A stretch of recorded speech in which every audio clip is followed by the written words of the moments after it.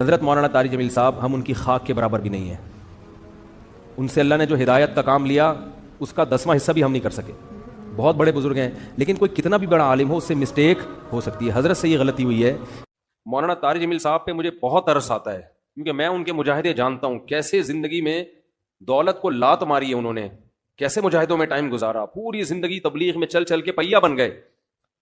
آج ہر دوسرا آدمی یہ لینڈ کروزر میں گھومتے ہیں، یہ بھائی وہ کروڑ پتی خاندان میں پیدا ہوئے ہیں، پھر بھی انہوں نے دولت کمائی نہیں، جو کچھ ملا باپ کی وراثت ہے. تو اس پہ کیوں تنگ کر رہے ہو کسی کو؟ آخری عمر میں بڑھاپے میں ان کا احترام کرو. کوئی علمی کسی پہ کوئی اعتراض ہے تو وہ شائستہ انداز میں بیان کر دو. کیسی انگلیاں اٹھا رہے ہیں دربار میں جانے والے، کبھی 1 روپے کے لیے کسی سرکاری دربار میں نہیں گئے ہیں، وہ 1 روپے لینے کے لیے بھی نہ کسی سے ملے ہیں. جب ملے ان کو تبلیغ کرنے کے لیے ملے، وہ مبلغ ہیں، داعی ہیں. اور یہ جتنے لوگ اعتراض کر رہے ہوتے ہیں نا، خود ان کا ذرا سا بھی کام ہونا تو پھر دیکھو یہ کیسے درباری بنتے ہیں. یہ تو جس کو باپ سے دولت ملی ہے اس کو بھی چین سے نہیں جینے دیتے. باقی کوئی اعتراض ہے کرو. ہاں کچھ یہ ضرور ہے کہ ایسے مشہور لوگوں کو بعض دفعہ کچھ دائیں بائیں لوگ کیش کرا رہے ہوتے ہیں. دائیں بائیں کچھ لوگ ایسے ہوتے ہیں جو ان کے نام کو استعمال کر رہے ہوتے ہیں. تو وہ ٹھیک کا مطلب یہ نہیں کہ ان کے دائیں بائیں کوئی بھی ہوگا وہ بھی 100% ٹھیک ہی ہوگا. بہت ہم نے بھی اپنے ساتھ دیکھا ہے. ہم تو اتنے بڑے آدمی ہیں نہیں، لیکن ہمارے نام کے منجن لوگ بیچ رہے ہوتے ہیں، ہمارے نام پہ کیا کیا 2 نمبریاں ہو رہی ہوتی ہیں. لیکن مولانا کو ہم ذاتی طور پہ جانتے ہیں، سخاوت کا دریا ہے، غریبوں کے لیے، مساکین کے لیے. اخلاق ان کے دیکھو یار، اتنا حوصلہ، اتنی برداشت میرے اندر تو نہیں ہے، صحیح بتا دو. عبادت گزار ہیں، تہجد گزار ہیں تو، لیکن طنز دیکھو، طنز دیکھو. ہر دوسرا آدمی مالداروں سے ملتے ہیں، غریبوں سے نہیں ملتے. تم نے ملتے ہوئے دیکھا ہے ان کو؟ غریبوں سے ملتے ہیں کہ نہیں ملتے؟ ان کی ویڈیوز آ جاتی ہیں جب دولت مندوں سے مل رہے ہوتے ہیں. ٹماٹر والے سے ملتے ہیں تو کوئی ویڈیو نہیں بنا رہا ہوتا، کیونکہ پروگراموں میں ویڈیوز بنتی ہے نا، ہر جگہ تھوڑی ویڈیو بنتی ہے. ہیجڑوں پہ محنت کریں تو یہ ان کا حوصلہ ہے. کہتے ہیں دیکھو ہیجڑوں کے پیچھے پڑے ہوئے ہیں. یار تم جاؤ 2-4 منٹ کسی ہیجڑے کے ساتھ بیٹھ کے تبلیغ کرو، اس کو تمہیں اندازہ ہو جائے گا. تو بس کر دو منفی باتیں پھیلانا، بس کر دو. اور پتہ ہے یہ منفیت بار بار، وہ بھی برا، وہ بھی برا، وہ بھی برا، وہ بھی ایسا، سب خراب ہیں، یہ صحیح ہیں 4-6 آدمی بس دنیا میں جو کمنٹس کر رہے ہوتے ہیں نیچے. منفی سوچتے رہنے سے نا انسان ڈپریشن کا ڈبہ بنتا ہے اور تھوڑے دنوں میں اپنی موت خود ہی مر جاتا ہے. مثبت سوچنا سیکھو، پازیٹیو سوچنا سیکھو. سمجھتے ہو؟ وہ انٹرویو لیا نا ان سے پوڈ کاسٹ میں کہ آپ تو سادگی کی تعلیم دیتے ہیں اور خود آپ گاڑیوں میں گھومتے ہیں. تو سلیمان علیہ السلام سادگی کی تعلیم دیتے تھے کہ نہیں دیتے تھے؟ جن کا ہم واقعہ سن رہے ہیں. اور ایسا عرش رکھا ہوا تھا، آگے آ رہا ہے، ایسا تخت، لگژری تخت تھا کہ آپ کی سوچ جہاں ختم ہوتی ہے وہاں سے سلیمان علیہ السلام کا تخت شروع ہوتا ہے. تو دولت رکھنا سادگی کے خلاف نہیں ہے. سمجھتے ہو کہ نہیں سمجھتے؟ ایک صاحب کہنے لگے MTJ کی پروڈکٹ کی قیمتیں دیکھو تو ہوش اڑ جاتے ہیں. تو مت خریدو نا، ساتھ والی غریب والی دکان سے خرید لو. بہت زیادہ قیمت پہ بیچ رہے ہیں تو مت خریدو بھائی. اور وہ کون سا دکان پہ بیٹھ کے بیچ رہے ہیں؟ تو نیچے لوگ ان کا بزنس سنبھالا ہوا ہے، نام ان کا استعمال ہو رہا ہے، اور اگر بیچ رہے ہیں ڈبل ٹرپل کر کے بیچ رہے ہیں تو آپ مت خریدو نا. آپ کا دماغ خراب ہے، وہیں سے لوگے آپ. انہوں نے کہا ہے کہ جو میرے MTJ سے جو خوشبو نہیں خریدے وہ دار اسلام سے خارج ہے. مت خریدو یار، آپ بے وقوف ہو. تو پرسنل لائف میں اس طرح سے، جو میں نہیں کہہ رہا وہ فرشتے ہیں ان سے غلطی نہیں ہو سکتی، کوئی علمی لحاظ سے کسی پر کوئی اشکال ہو تو مہذب طریقے سے کیا جا سکتا ہے، وہ ٹھیک ہے. وہ تو اللہ کے پیغمبر کے علاوہ کوئی بھی غلطی سے پاک نہیں ہے. حضرت مولانا طارق جمیل صاحب ہم ان کی خاک کے برابر بھی نہیں ہیں. ان سے اللہ نے جو ہدایت کا کام لیا اس کا 10واں حصہ بھی ہم نہیں کر سکے. بہت بڑے بزرگ ہیں لیکن کوئی کتنا بھی بڑا عالم ہو اس سے مسٹیک ہو سکتی ہے. حضرت سے یہ غلطی ہوئی ہے کہ انہوں نے ایک بھری محفل میں یہ بتایا کہ گاؤں میں ایک عورت کے 10 بچے تھے تو میں نے اس عورت کو مشورہ دیا کہ آپریشن کر لو. چونکہ یہ ایک نجی مجلس میں بات ہوتی تو پھر تو میری کیا اوقات ان کے سامنے کہ میں ان کو غلطی پر تنبیہ کروں، میری تو کوئی اوقات نہیں ہے. لیکن چونکہ ایک بھری محفل میں بات ہوئی ہے اور ان کی ایک بڑی ویلیو ہے، اہمیت ہے، بہت سے لوگ ان کے اس تبصرے سے، بہت سی عورتیں وہ مس گائیڈ ہو سکتی ہیں اور وہ آپریشن کرا سکتی ہیں کہ بچہ آئندہ نہ ہو. تو حضرت سے یہ خطا ہوئی ہے اور ہر آدمی سے ہو سکتی ہے خطا. ہمیں بات وہ لینی ہے جو اللہ اس کے رسول کی ہے. بات آئیے سمجھ میں. 10 بچے بھی ہو جائیں، 20 بھی ہو جائیں، عورت آپریشن، حضرت نے جو یہ ان کو مشورہ دیا نا اس گاؤں کی عورت کو، یہ غلط مشورہ دیا. غلطی ہوتی ہے، مجھ سے بھی ہوتی ہے، میں بڑی بڑی مسٹیک کرتا ہوں اور ہم سے تو زیادہ ہوتی ہے، ان سے کم ہوتی ہے. لیکن یہ بہت بڑی مسٹیک ہوئی ہے حضرت سے، جو کہ ہر ایک سے ہو سکتی ہے. لیکن یہ غلط ہے، حرام ہے. 10 کیا 15 بچے بھی ہو جائیں، آپ حمل روکنے کے لیے آپریشن نہیں کر سکتے. نہ مرد نسبندی کر سکتا ہے. اس کی دلیل کیا ہے؟ دلیل اس کی یہ ہے کہ اللہ نے انسان کو اس کے جسم میں کانٹ چھانٹ کی اجازت نہیں دی ہے. خودکشی کیوں حرام ہے؟ آپ اپنے آپ کو مار نہیں سکتے. آنکھ پھوڑنا جائز ہے اپنی، کیونکہ آنکھ میں دیکھنے کی طاقت ہے. آپ کو یہ اجازت نہیں ہے کہ آپ اپنی آنکھ سے دیکھنے کی طاقت ختم کر دیں. کانوں میں اللہ نے سننے کی طاقت رکھی، آپ کان کی خودکشی نہیں کرا سکتے. یعنی جیسے اپنے آپ کو نہیں مار سکتے تو کسی عضو کو بھی نہیں مار سکتے. آپ بات آ رہی ہے سمجھ میں؟ تو اسی طرح یاد رکھو، عورت میں جو اللہ نے قوت تولید رکھی ہے، کوئی ایسا طریقہ اختیار کرنا کہ یہ سرے سے قوت ہی ختم ہو جائے، تو عورت نے اپنے اس عضو کو ناکارہ بنا دیا. تو جیسے آنکھ کو اندھا بننا جائز نہیں آپ کے لیے، ناک کاٹنا کان کاٹنا جائز نہیں، تو اسی طرح عورت کے لیے قوت تولید ختم کرنا حرام ہے، کیونکہ یہ قرآن کے بالکل خلاف ہے. قرآن میں آتا ہے کہ شیطان نے یہ کہا کہ میں ان کو حکم دوں گا فَلَا يُغَيِّرُنَّ خَلْقَ اللَّهِ، اللہ یہ اتنے باغی ہو جائیں گے کہ تیری بنائی ہوئی تخلیق کو تبدیل کرنے شروع کر دیں گے. یہ یعنی تو نے جو جس ڈیزائن میں پیدا کیا ہوگا نا، اس تخلیق کو کیا کر دیں گے یہ. تو عورت میں اللہ نے تولید کی صلاحیت رکھی ہے. عورت وقتی طور پر حمل روکنے کی تدبیر اختیار کر سکتی ہے کسی ضرورت سے، جیسے صحابہ بھی کرتے تھے، لیکن قوت تولید کو کسی قیمت پہ ختم نہیں کر سکتی. یہ پھر اللہ کی بنائی ہوئی تخلیق کو کیا ہے، اور یہ سب کے نزدیک حرام. دیوبندی بھی علماء بھی حرام کہتے ہیں، بریلوی علماء بھی حرام کہتے ہیں، اہل حدیث بھی اس کو حرام کہتے ہیں. کہیں سے بھی فتویٰ لے لو، عرب علماء بھی حرام کہتے ہیں، عجم بھی حرام کہتے ہیں. جامع بسم اللہ الرحمن الرحیم.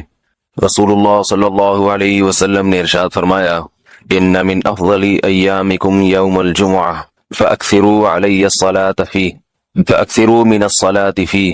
فرمایا تمہارے دنوں میں سب سے بہترین دن جمعہ کا دن ہے، اس لیے اس دن مجھ پہ کثرت سے درود پڑھا کرو. فإن صلاتکم معروضۃ علی، اس لیے کہ تمہارا درود مجھ تک پہنچایا جاتا ہے. صحابی نے پوچھا، یا رسول اللہ کیف تعرض علیک صلاتنا وقد ارمت، ہمارا درود آپ تک کیسے پہنچایا جائے گا جبکہ آپ جب دنیا سے جائیں گے، قبر میں جسم آپ کا ختم ہو جائے گا، تو ہمارا درود آپ تک کیسے پہنچے گا؟ تو آپ صلی اللہ علیہ وسلم نے فرمایا، ان اللہ حرم علی الارض اجساد الانبیاء، اللہ تعالیٰ نے پیغمبروں کے جسموں پر زمین پر پیغمبروں کے جسموں کو حرام کر دیا. زمین کسی پیغمبر کے جسم کو کبھی ختم نہیں کرتی. تو یہ بھی امت کا اجماعی عقیدہ ہے کہ جتنے بھی انبیاء ہیں ان کے جسم بالکل سلامت رہتے ہیں. شہداء میں تو یہ بہت زیادہ مشاہدہ ہوتا ہے، بہت سارے شہداء کے جسم سلامت رہتے ہیں. تو ایک اور حدیث میں آپ صلی اللہ علیہ وسلم نے فرمایا، من صلی علیہ صلاۃ صلی اللہ بہا عشرہ، جس نے مجھ پر ایک دفعہ درود بھیجا. درود کہتے ہیں نبی صلی اللہ علیہ وسلم کے لیے اللہ تعالیٰ سے خصوصی رحمت کی دعا کرنا. ایک ہوتا ہے عام دعا، کسی کے لیے بھی رحمت. صلات کہتے ہیں خصوصی رحمت جو اللہ اپنے خاص بندوں پہ کرتا ہے. اس لیے صلات کا جو لفظ ہے نا، یہ درود اور صلات یہ پیغمبر کے علاوہ کسی کے لیے جائز نہیں ہے، کیونکہ یہ صلات خاص کس کے خاصہ ہے؟ یہ پیغمبروں کا. اس لیے ہم اللہم صلی علی محمد تو کہہ سکتے ہیں، لیکن یوں نہیں کہہ سکتے اللہم صلی علی فلان. تو وہ صلی جو ہے نا، صلات، یہ خاص قسم کی رحمتیں ہوتی ہیں جو اللہ پیغمبروں پر بھیجتے ہیں. تبھی قرآن میں آتا ہے اولئک علیہم صلوات من ربہم ورحمہ، کہ جو لوگ صبر کرتے ہیں ان پر اللہ کی خصوصی رحمتیں بھی ہیں اور رحمت بھی ہے. تو پتہ چلا صلات اور رحمت میں فرق ہے. صلات اعلیٰ قسم کی رحمتوں کو کہتے ہیں. تو آپ صلی اللہ علیہ وسلم نے فرمایا، جس نے میرے لیے ایک مرتبہ رحمت کی دعا کی، درود شریف پڑھا میرے لیے، تو اللہ اس پر 10 رحمتیں بھیجتے ہیں. اور جمعہ کے دن زیادہ فضیلت ہے درود شریف پڑھنے کی. البتہ یہ جو جمعہ کے دن میں حدیث مشہور ہے کہ 80 سال کے گناہ معاف ہوتے ہیں جمعہ کے دن درود پڑھنے سے، یہ حدیث سند کے لحاظ سے کمزور ہے. لیکن یہ جو میں نے حدیث پڑھی کہ جمعہ کا دن سب سے بہتر دن ہے، فَأَكْثِرُوا عَلَيَّ مِنَ الصَّلَاةِ فِيهِ، لہذا اس دن مجھ پہ کثرت سے درود پڑھا کرو، یہ بالکل صحیح حدیث ہے. تو جمعہ کا دن درود شریف کی اضافی فضیلت ہے. آج چونکہ جمعہ کا دن ہے تو اس لیے میں نے کہا کہ اس بارے میں تھوڑی سی بات کروں. ایک اور حدیث میں آتا ہے رسول اللہ صلی اللہ علیہ وسلم نے فرمایا، لا تجعلوا قبری عیدا وصلوا علی فإن صلاتکم تبلغنی حیث کنتم. فرمایا میری قبر کو عیدگاہ نہ بناؤ. جیسے میلوں کی جگہ ہوتی ہے نا، میلے ٹھیلے، عید پہ جب سب لوگ جمع ہو کے خوشیاں مناتے ہیں، تو جیسے مزاروں پہ ہوتا ہے نا، قوالیاں ہو رہی ہیں اور یہ میلے ٹھیلے ہو رہے ہیں، آج کل دیکھا ہے. تو پہلے زمانے میں بھی جب کوئی نیک آدمی دنیا سے جاتا تھا تو لوگ اس کی قبر پہ دھرنے مار کے بیٹھ جاتے تھے، اور وہ مجاور اور یہ سب جو ہمارے یہاں ہوتا ہے. تو آپ صلی اللہ علیہ وسلم نے منع کیا کہ میری قبر کے ساتھ یہ کچھ مت کرو، البتہ مجھ پہ درود پڑھا کرو. اور فرمایا کہ تم جہاں سے بھی درود پڑھو گے یہ مجھ تک پہنچے گا. اور حدیث میں رسول اللہ صلی اللہ علیہ وسلم نے فرمایا، ما من احد یسلم علی الا رد اللہ علی روحی فارد علیہ.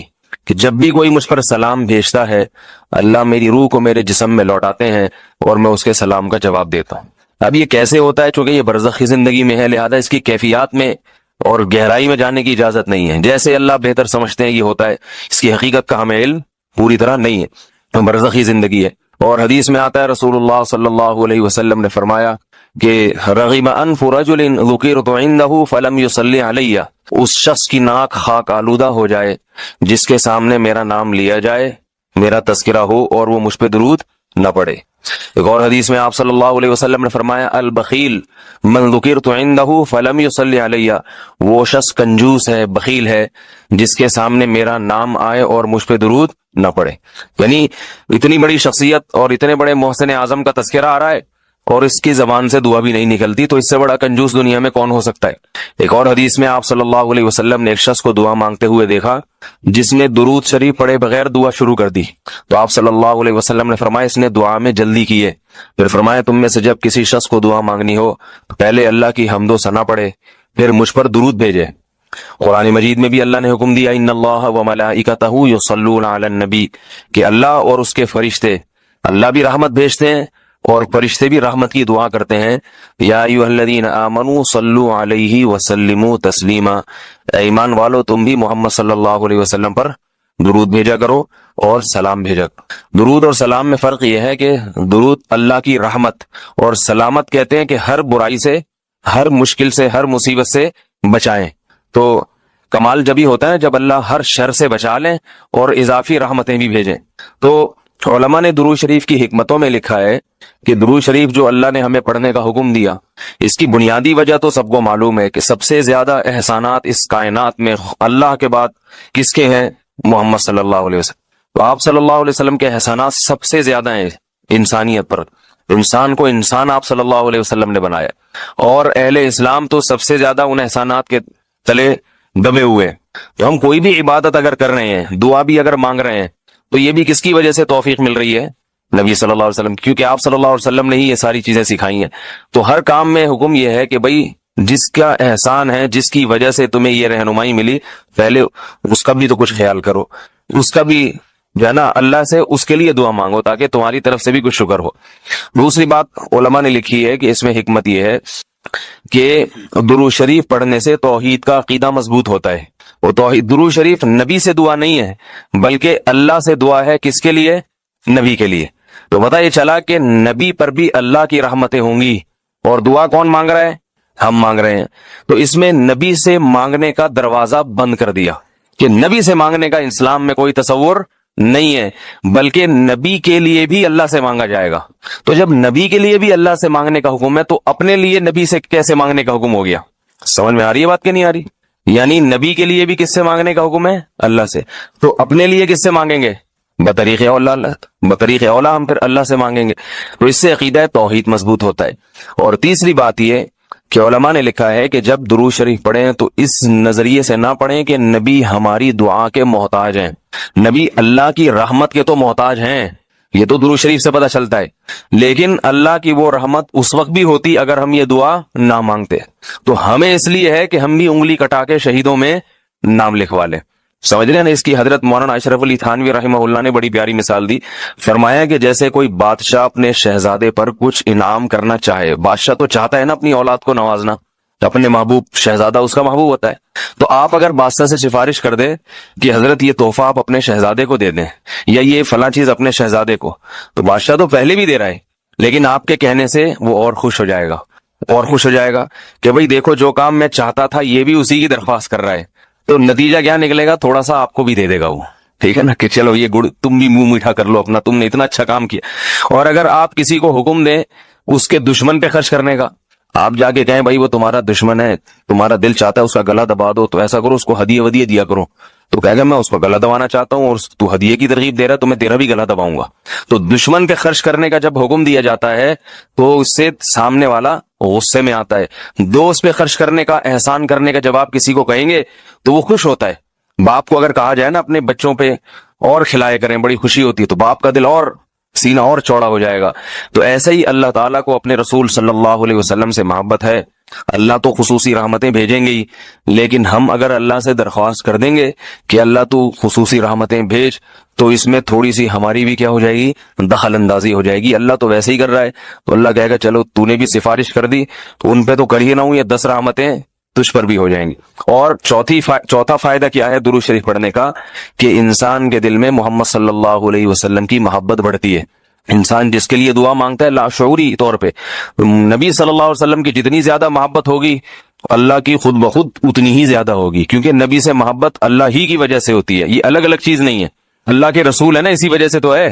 تو جتنی محبت بڑھے گی اللہ کی محبت اتنی زیادہ۔ اور پانچواں فائدہ کہ جتنی نبی کی محبت ہوگی، انسان کو جس سے محبت ہوتی ہے اس کی اتباع آسان ہوتی ہے، بغیر دلیل کے بھی مانتا چلا جاتا ہے۔ جس سے نفرت ہوتی ہے نا، اسے ہر بات پہ دلیل، کیوں بھائی ایسا کیوں ہے؟ اور اگر محبت ہو تو وہ کوئی کام کا کہے تو سمجھ میں آئے نہ آئے، انسان کہتا ہے بس کر لو۔ صحابہ کرام کی محبت کے جو واقعات ہیں، حضرت انس رضی اللہ تعالی